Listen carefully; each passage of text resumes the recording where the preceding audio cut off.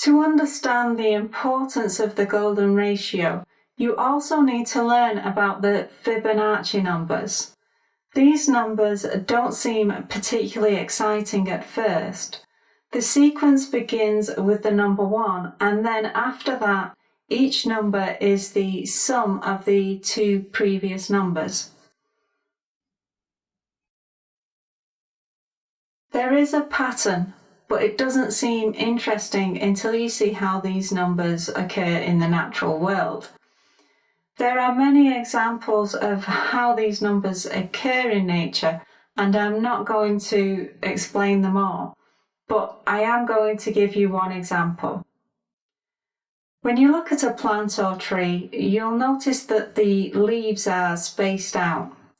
You might have believed that the spacing of the leaves is random, but that isn't the case. The basswood trees have leaves that occur on opposite sides of the stem. This means there is a leaf on the stem, and then halfway around the stem there is another leaf.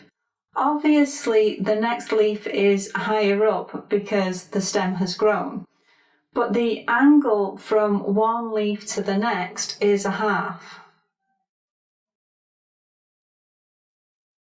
If you look at the leaves on a blackberry bush, they are spaced out in thirds around the stem. This means there is a leaf, and if you turn the stem by a third, you will see the next leaf. Turn it by another third and you will find the next leaf. On an apple tree, the leaves are spaced out in 2/5 around the stem. There is a leaf on the stem, so you turn the stem by 2/5 and you'll see the next leaf. On a weeping willow tree, you look at the stem and find a leaf, so you turn the stem by 3/8 and there is your next leaf. You turn it by 3/8 again and there is another leaf. Here are the fractions that we've discussed, and next to them you can see the Fibonacci numbers. Can you see the pattern? The numbers in the fractions are Fibonacci numbers. How fascinating is that? These Fibonacci numbers are connected to the golden ratio. We will stick with our example of leaves because in 1837 the Brevis brothers discovered that in plants the angle from one leaf to the next is usually 137.5 degrees. This number relates to phi. A complete turn of the stem would be 360 degrees. 360 divided by phi gives us 225.5 degrees.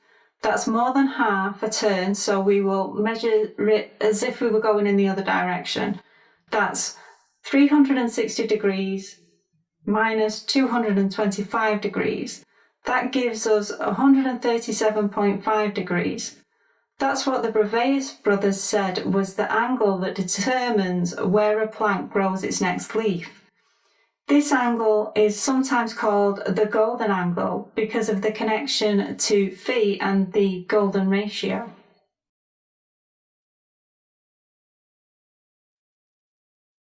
Given that the Fibonacci numbers, phi and the golden ratio occur in nature, we might want to take another look at that rectangle. If we were mathematicians, maybe we would look at the natural world and see the numbers, but as artists, we see the shapes. If these numbers occur in nature, maybe they could create something beautiful if we use them in our artwork.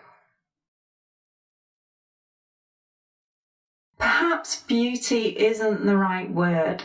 This might not be the most aesthetic rectangle, but it could be the most natural.